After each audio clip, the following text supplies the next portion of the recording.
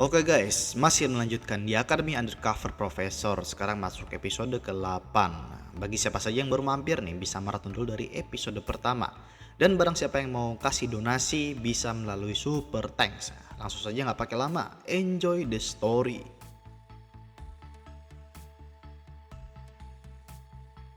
Langsung saja mereka berdua bertarung melawan segerombolan penyergap itu. MC kita masih mencari orang yang menembakkan panah sebelumnya, tapi tidak terdeteksi. Pasti pemanah itu adalah profesional nih. Udah pakai aroma yang melemahkan sihir, ditambah bisa menyembunyikan niat membunuhnya.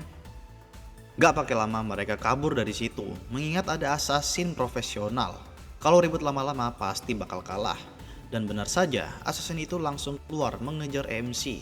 Ada dua orang assassin. Violeta yang digendong bisa melihat ke belakang sadar kalau assassin itu merupakan assassin dari kelompok terkenal, berasal dari Gurun Selatan. Berarti mereka adalah Kalsapa Assassin.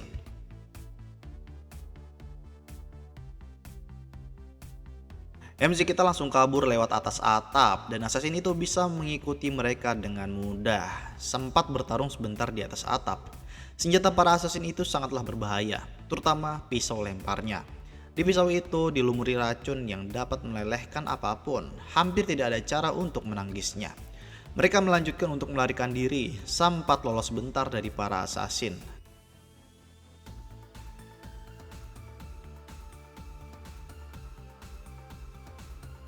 Tiba-tiba, assassin itu melihat Violeta yang ditinggalkan oleh MC kita. Assassin itu mengira MC kita ini beneran meninggalkan Violeta dan mengkhianatinya. Ini adalah mangsa yang empuk. Padahal udah ragu-ragu kalau ini adalah jebakan, tapi tetap saja tanggung tinggal dilahap ya kan. Pas udah mau ngecrotnya dari belakang, tapi malah hahaha, ternyata lebih ahli MC kita. Satu assassin telah meninggoy, masih ada satu lainnya. Assassin satunya langsung menyerang terang-terangan. Mungkin gara-gara temannya langsung tewas, jadi nggak banyak mikir. Tapi MC kita masihlah ahli dari yang ahli. Mendengar suara keributan dari jauh, penyergap lainnya langsung menuju tempat itu. Dan gak pakai lama, meleduk tuh. Violeta menghabisi mereka semua. Melihat segerombolan sisa-sisa dari Crimson Society ini, gak mungkin orang-orang ini melakukan dengan alasan murni balas dendam. Pasti ada yang menyuruh mereka, mungkin itu para assassin. Karena kalau Belfort Rixen itu nggak mungkin, karena sudah dibunuh oleh MC kita di episode sebelumnya. Mendengar ini, si Violeta juga baru sadar kalau Belfort Rixen dibunuh oleh MC kita. Karena beritanya tersebar luas loh, dan tidak dapat menemukan jejak pembunuhnya. Kedepannya, Violeta ditugaskan untuk mencari anggota baru organisasi ini, sekaligus mencari tahu dalang di balik penyergapan ini. Dan pada akhirnya mereka berpisah untuk melanjutkan tugasnya masing-masing. Di markas, terlihat Hans yang lagi dibully sama rekan yang lain. Ini namanya si Sheridan Ironfit. Dia adalah dwarf. Sheridan ini kayak teknisi pribadinya MC lah. Baru pulang dari pertarungan sengit, peralatannya kan pada rusak. Dan minta tolong sama Sheridan untuk membetulkannya. Terutama hooknya yang terpasang di tangan MC kita. Sheridan ini adalah rekan mereka yang memang tahu identitas sebenarnya MC kita ya, sama seperti Hans. Dulu mereka bertemu di tambang kerajaan Delika. Sheridan ini ditawan sebagai budak. Judulnya sih budak, tapi pas pertama kali mereka bertemu, si Sheridan ini lagi mainan dinamit. Untungnya nggak meledak. Sambil menunggu Sheridan yang sedang membetulkan peralatannya, MC kita melihat keluar jendela. Di situ terlihat ada 3 orang memakai jubah warna hitam yang bergerak sangat cepat tanpa bunyi. Siapa nih? Kelihatannya mereka adalah ahli. Tiba-tiba, hampir saja, MC kita ternyata mengenal orang itu. Dia adalah Terina Linehawk, pemimpin kesatria Nightcrawler. Sebenarnya dia lagi ngapain di kota ini? Apakah sudah menemukan jejak pembunuhan Belfort Rixen? Untungnya semua bukti sudah disingkirkan, seperti pabrik dan lainnya. Terina ini benar-benar mengerikan. MC kita benar-benar kapok berhadapan dengannya. Tak lama, peralatannya pun sudah berhasil diperbaiki. Selain itu, peralatan ini di-upgrade. Lebih ringan, cengkramannya lebih kuat dan bisa untuk membawa 2 orang. Ditambah ada fitur baru dan widih, Ini benar-benar jadi assassin ya kan. Hidden blade. Mantap nih. Selain itu juga bisa menembakkan jarum bius dari lubang kecil. Ini benar-benar senjata assassin ya kan. Ya walaupun Profesor Akademi Soren masa pakai senjata ginian sih. Dan setelah itu MC kita pamit pergi dan meminta sesuatu kepada si Sheridan. Sementara itu, tim Ksatria Nightcrawler kaget melihat banyaknya mayat tergeletak di sepanjang jalan. Mereka di sini karena mendengar ada keributan sebelumnya. Melihat ini, mereka sangat terkejut. Sebenarnya apa yang terjadi di sini? Luka-luka tubuh mayat ini berasal dari magic. Terina mengenal beberapa dari mereka yang berasal dari Crimson Society sambil menginvestigasi. Ditemukan pisau lempar yang biasanya digunakan oleh Skalsapa Assassin. Skalsapa Assassin ini adalah organisasi assassin yang terkenal berasal dari dinasti Fatima. Sekilas terlihat ini adalah bentrokan antara geng Crimson Society dengan assassin Skalsapa. Tapi jika ditelusuri lebih dalam, bukan itu penyebabnya. Mayat-mayat ini gak ada yang terbunuh karena racun, tapi terbunuh dengan satu tusukan di jantung. Terina menyimpulkan kalau si assassin ini melawan penyihir yang dikiranya buruk dalam menggunakan dagger dalam pertarungan jarak dekat, tapi ternyata lebih ahli. Melawan penyihir yang ahli menggunakan dagger dalam pertarungan jarak dekat, penyihir ini juga pasti yang memusnahkan Crimson Society dalam semalam. Crimson Society ini juga mahal-mahal merekrut assassin Skalsapa, pasti benar-benar dendam sama orang ini. Selain itu, dana Belfort Rixen juga berhubungan dengan Crimson Society. Dari sisa-sisa pertarungan ini, Terina menyimpulkan 3 hal yang saling berhubungan.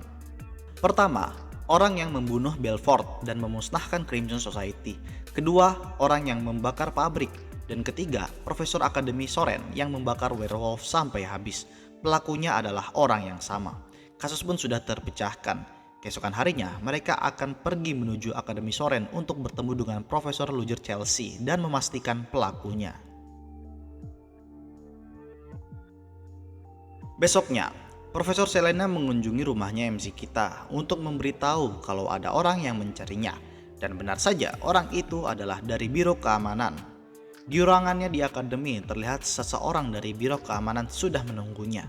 Dia adalah Lloyd, bawahannya Terina. Melihat ini MC lega, untung bukan si Terina. Jadi lebih mudah untuk dihadapi. Ya walaupun sudah antisipasi sebelumnya ya. Lalu mereka pun mengobrol dan menceritakan tentang pemusnahan werewolf yang dilakukan di episode sebelumnya. Singkat cerita, mereka pun sudah selesai. Setelah Lloyd puas dengan keterangan dari MC kita, dia meminta untuk berjabat tangan sebelum pergi meninggalkannya. Setelah dia pergi, MC kita menyadari sesuatu yang aneh. Di luar ruangan, terlihat Terina dan bawahannya yang lain. Mereka sudah melakukan investigasi di lingkungan akademi, tapi tidak menemukan petunjuk apapun. Dan rupanya Terina ini menginstruksikan Lloyd untuk mencari tahu apakah Luger Chelsea ini orang yang terlatih atau tidak. Itu dilakukan saat bersalaman terakhir kali. Merasakan apakah tekstur tangannya menggambarkan ciri-ciri orang yang terlatih untuk menggunakan dagger atau tidak. Dan ternyata tidak. Tangannya itu seperti tangan penyihir biasa pada umumnya yang belum pernah memegang dagger sama sekali. Mendengar itu, Terina kaget. Bisa-bisanya meleset ya kan? Padahal udah bener-bener yakin. Ya sudahlah, karena tidak ada petunjuk, maka investigasi harus dihentikan. Udah siap-siap mau pergi dari sini, tiba-tiba Bu Rektor datang dong. Dia menyapa Terina, dan ternyata si Terina ini adalah temannya si Bu Rektor. Dan juga Bu Rektor inilah yang menjadi penyebab kenapa si Terina nggak bisa bertemu MC kita. Nanti takut kenapa-napa gitu ya kan, takut dirusak. Nah, cowok itu harus dijaga lur, jangan dirusak. Setelah Terina ini pergi dari kejauhan, MC kita bersyukur. Berkat Bu Rektor, mereka berdua ini tidak bertemu. Lloyd yang berbicara dengannya juga sebenarnya sulit diremehkan. Tapi karena kebiasaan itu loh yang membuka celah untuk MC kita. Pas baru masuk ruangan, MC kita ini melihat Lloyd yang memeriksa debu di sekitarnya. Dan penampilan Lloyd itu sangat bersih. Hal ini mengindikasikan kalau Lloyd adalah germofobia. Kalau orang sepertinya tiba-tiba minta salaman dengan tangan kosong, nggak pakai sarung tangan gitu ya, pasti ada maksud dan tujuan tertentu, yaitu ingin memeriksa sesuatu lewat sentuhan tangan. Akan tetapi ternyata MC kita lebih pintar, dia sudah menggunakan kulit tiruan yang dibuat Sheridan sebelumnya. Tidak semudah itu Ferguson, MC kita ini adalah ahli dari yang ahli, core of the core ya kan. Seminggu telah berlalu, MC kita sedang menyiapkan tes untuk murid-muridnya sambil mengobrol dengan si Sedina.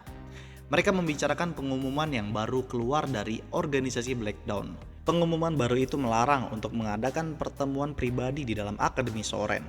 Selain itu, ada 3 orang dari Third Order yang ditangkap. Walaupun sebenarnya mereka nggak sebodoh itu sampai tertangkap polisi. Tapi ternyata ada siswa Akademi Soren yang terlibat. Mereka adalah 3 serangkai, si Aidan, Leo, dan Tesi. Kronologinya mereka bertiga ini sedang melakukan komisi atau bisa dibilang semacam misi yang nantinya akan dapat bayaran. Dan entah kenapa ikut menangkap orang dari organisasi. Sedina menawarkan ingin mengurus 3 orang itu, tapi dilarang. Gak mungkin bisa menang melawan 3 orang itu ya kan. Setelah mengobrol, mereka langsung menuju kelas untuk mengadakan ujian. Di kelas, sebelum ujiannya dimulai, Profesor Luger Chelsea menyampaikan peraturannya. 5 orang dengan nilai tertinggi akan diajarkan formula source code dan tidak sekaligus, dibagi-bagi ada 4 bagian. Setiap ujian maka akan diajarkan per 1 bagiannya. Dan jika ada yang ketahuan mencontek, pasti akan diberikan hukuman yang setimpal. Dan ujian pun dimulai. Singkat cerita, ujian selesai. Banyak siswa yang benar-benar pasrah. Ujian ini open book tapi bener-bener susah, percuma lihat buku. Sebelum Profesor Luger pergi, Lin terburu-buru menghampirinya dan ingin mengembalikan buku yang sudah dipinjaminya. Tapi MC kita menolak karena itu lebih baik Lin yang simpan. Pasti nanti akan berguna ke depannya. Melihat temannya yang terburu-buru, Elendil menghampirinya. Seperti biasalah siswa pada umumnya, menceritakan ujian yang telah dikerjakannya barusan. Lin mengaku kalau soal ujian barusan tidak sesulit perkiraannya. Biasalah flexing orang pintar emang kayak gitu. Hahaha. Lihat aja tuh si Tuan Putri, mukanya keringat dingin. Semoga nggak remedial, semoga nggak remedial. Hahaha. Lembar soal ujian yang dibuat Profesor Luger juga sudah sampai ke tangan Bu Rektor. Dia benar-benar kagum dengan soal-soal itu. Soal ini sangat sulit, butuh pemahaman dasar yang kuat. Kesulitannya bertingkat dan ada soal jebakannya juga. Wah, memang bukan kaleng-kaleng. Jika dibandingkan dengan Profesor Chris yang kalau memasukkan istilah-istilah keilmuan itu cuma buat flexing aja kan. Dan ternyata Profesor Chris ini juga lagi baca soal ujiannya Profesor Luger. Lagi-lagi makin dendam tuh. Kertas ujiannya itu dibawakan oleh Bu Rektor sebelumnya. Chris bener-bener kesal, lagi-lagi dia dibandingkan dengan bangsawan lengser itu. Singkat cerita, Lin terlihat lagi mau ke daerah nyaman untuk makan siang karena Elendil masih kena mental habis ujian sebelumnya ya kan. Jadi biarin dulu lah. Tiba-tiba ada sekelompok anak pejabat yang menghalanginya. Biasalah klise. Gak pakai lama, Lin digeret ke tempat sepi, dibully deh. Sampai makanannya tumpah dan kotor. Lagi-lagi asik ngebully, tiba-tiba ada anak pejabat yang lain. Frieden Wolfburg, anak dari Duk. Dia ini menegur anak-anak pejabat lainnya yang gak ada kerjaan membuli rakyat jelata. Benar-benar mempermalukan anak bangsawan emang, tidak enak dipandang. Gak pakai lama, Froden langsung menindak anak pejabat yang gak tahu malu itu. Melihat ini, Lin yang awalnya menilai si Froden ini kejam kepada rakyat jelata ternyata beda dari kenyataannya. Itu hanyalah desas-desus, sebenarnya baik ternyata. Melihat bekalnya Lin yang sudah jatuh ke tanah dan kotor, Froden menawarkan untuk makan bersama di markasnya di bawah pohon. Walah, malah jadi kencan gini ya kan. Makanannya itu dia masak sendiri dan kebanyakan. Bisa aja alasan mah. Setelah kejadian ini, ternyata sikap Froden berbeda dengan apa yang dikatakan banyak orang. Di sisi lain, Profesor Selena berpas-pasan dengan Profesor Luger. Profesor Selena ini mau mengajar ujian praktik spiritual.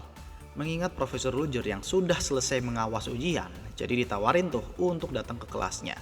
Udah nolak kan, tapi muka Profesor Selena yang bener imut gitu ya kan. Mungkin gara-gara gugup baru pertama kali memberikan ujian, jadi harus ditemani. Kelasnya diadakan di tengah hutan. Profesor Selena mendemonstrasikan cara untuk berkomunikasi dengan spirit dan berteman dengan mereka dengan menggunakan sihir. Setelah demonstrasi singkat, para murid pun mencobanya dan rata-rata berhasil melakukannya. Melihat Profesor Luger yang dari tadi diem aja, ditawarin tuh biar mencoba berkomunikasi dengan spirit. Tapi nggak usah lah, makasih. Tapi tetap aja dipaksa. Profesor Selena mengira MC kita takut sama spirit, tapi ternyata kebalikannya. Spirit itu yang takut sama MC kita. Dari dulu, maknya MC sudah memberitahu kalau MC kita ini berbakat menjadi dukun dan dia dilindungi oleh Divine Spirit. Spirit yang paling tinggi tingkatannya. Spirit biasa nggak berani menghadapi itu. Singkat cerita, MC kita tiba-tiba merasakan ada tatapan yang aneh dari dalam pepohonan sana. Itu adalah Fire Spirit kelas tinggi. MC kita merasakannya, tapi Profesor Selena nggak merasakannya sama sekali. Ini artinya spirit itu dikendalikan oleh seseorang. Spirit ini digunakan untuk memata-matai MC kita, maka bisa disimpulkan kalau pelakunya adalah First Order lainnya yang ada di akademi. Kenapa orang itu tiba-tiba muncul setelah sekian lama? Apa dia mengetahui identitas sebenarnya Lujur Chelsea? Atau hanya ingin berkomunikasi langsung aja tuh ke tempat sepi? Dan benar saja, ada tulisan yang mengajak MC kita untuk berbicara saat malam hari di tempat yang sama. Malam harinya, sesuai pemberitahuan, MC kita datang ke tempat ini sendirian. Mereka bercakap-cakap, intinya adalah, pertama, nama si First Order lainnya adalah Esmeralda dan seorang wanita. Ya, sama seperti si MC kita yang mempunyai nama John Doe di organisasi Black Dawn, Esmeralda ini juga nama samaran. Kedua, Esmeralda bertugas sebagai destruction atau kehancuran. Jadi dia berniat untuk menyebarkan teror di akademi, tapi usahanya selalu digagalkan oleh penyihir lainnya. Ketiga, si MC kita ini atau John Doe tidak mempunyai bawahan di organisasi, tidak seperti First Order lain yang punya banyak bawahan.